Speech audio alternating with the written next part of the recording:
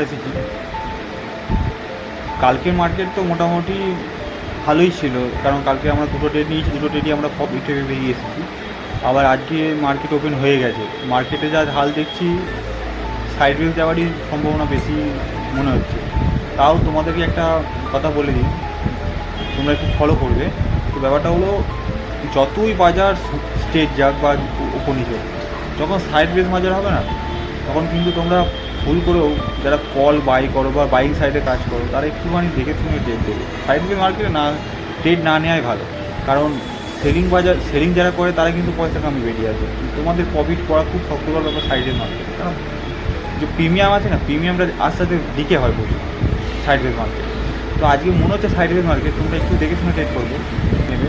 ব্যাপার প্রতিদিন যে ট্রেড নিতে হবে এমন তো মানে নেই, তো একটু দেখে শুনে ট্রেড করবে, তাহলে তোমার পয়সা যেটা যেন না নষ্ট হয়।